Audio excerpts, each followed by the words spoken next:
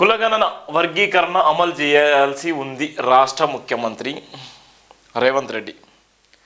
ఏదైతే 1000 గొంతులు లక్ష డప్పుల కార్యక్రమం ఉందో దానితో పాటు బీసీ కులగణన అనేటువంటి నినాదం కాంగ్రెస్ పార్టీ తీసుకున్నటువంటి స్టాండ్ ఏదైతే ఉందో దానికి సంబంధించినటువంటి 2 అంశాలు ప్రధానంగా ఉన్నాయి అనేటువంటిది ముఖ్యమంత్రి గారికి అర్థమైపోయింది. ఎక్కడ చూసినా కూడా బీసీ కులగణన ఇలా ఉన్నటువంటి బీసీలు కూడా వాళ్ళ హక్కుల కోసము, వాళ్ళకి రావాల్సిన వాటా కోసము, వాళ్ళ జనాభా తామాషా కోసము ఏ అయితే ఏబిసిడి వర్గీకరణ అంశం ఏ విధంగా ఉందో అదే తరహాలో బీసీ కులగణన సర్వే కూడా ఎప్పటి నుంచో మొదలుపెట్టడం జరిగింది. దానికి సంబంధించినటువంటి ఆ సర్వేతో పాటు బీసీ కులగణన కూడా చేయాల్సిన పరిస్థితి తక్షణమే ఉన్నటువంటి పరిస్థితి ఉందని చెప్తున్నారు. అలానే ఎస్సీ రిజర్వేషన్ ఏదైతే ఏబిసిడి వర్గీకరణ ఉందో ఏబిసిడి వర్గీకరణ అంశాలు తీసుకున్నట్టయితే కాంగ్రెస్ మేనిఫెస్టోలో పెట్టినటువంటి ఏబిసిడి వర్గీకరణ ఈ కేటగరైజేషన్ ఏదైతే ఉందో ఇది కూడా తొందరగా ఇంప్లిమెంటేషన్ చేయాలని రాష్ట్ర ముఖ్యమంత్రి గారికి ఉన్నటువంటి ఆలోచన. ఈ తెలంగాణ రాష్ట్రంలో వెంటనే జరిగిపోవాలి. దానికి సంబంధించినటువంటి క్యాబినెట్ ఆమోదం తెలపాలి, లేకపోతే అసెంబ్లీలో పెట్టి చర్చ పెట్టాలి. దాని తర్వాత చేయాల్సిన బాధ్యత ఉంది. ఇది ఎంత తొందరగా చేస్తే అంత బెటర్ ఉండేటువంటి పరిస్థితి ఉందని రాష్ట్ర ముఖ్యమంత్రి గారు చెప్తున్నారు. దీనికి సంబంధించి ఇప్పటికే చాలా వరకు అయితే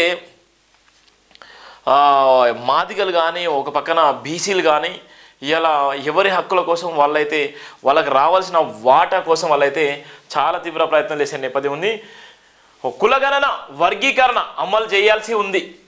నివేదికల ఆధారంగా అసెంబ్లీలో చర్చా వేదికలు ఏర్పాటు చేస్తాం. వర్గీకరణ విషయంలో ఎన్ని అంతర్గత ఒత్తిళ్లను ఎదుర్కొంటున్నామో మేధావులు గమనించాలి.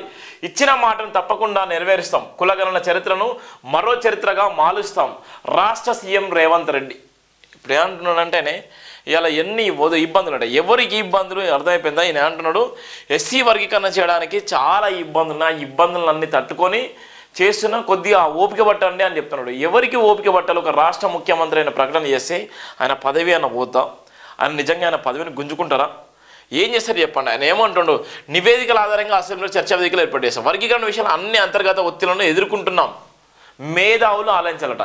ఎందుకు మేధావులు ఆలోచించాలి? మేధావులు రోడ్ల మీదకి రాకముందుకే ఇలా ఏబిసిడి వర్గీకరణ ఏదైతే 59 కులాలున్నాయో 59 కులాలకు జరగాల్సినటువంటి వాటా 59 కులాలకు రావాల్సినటువంటి జనాభా తామాషా ప్రకారం వాళ్ళు రావాల్సిన వాళ్ళ వాటా వారితో పాటు ఉద్యోగ అవకాశాల్లో రావాలి, రాజకీయ అవకాశాల్లో రావాలి, రిజర్వేషన్లో క్రమబద్ధీకరణ జరగాలి. అవన్నీ జరిగితేనే నిజంగా వాళ్ళను ఎక్కడ కూడా వివక్షత చూపించకుండా ఇలా ఏదైతే కేటగిరేషన్ ఉందో కేటగిరేషన్తో పాటు రూల్ ఆఫ్ రిజర్వేషన్ కూడా ఇంప్లిమెంటేషన్ చేయాలి. అన్నిటికీ ఏబిసిడి వర్గీకరణ అంశం ముడిపడి ఉన్నటువంటి పరిస్థితి. అందుకోసమే సీఎం రేవంత్ అన్న తొందరగా చేయండి. దానితో పాటు కులగణన సర్వే నిజంగా చేయాలి. కులగణన సర్వే చేస్తే ఎవరి జనాభా తామాష ప్రకారం బీసీలో అనేక రకాల కులాలు ఉన్నాయి. ఆ బీసీలో ఉన్న కులాలు ఎవరికి వాటా వస్తుంది, ఎవరికి వాటా రావట్లే అన్నటువంటి పరిస్థితి కూడా ఇప్పుడు ఉంది.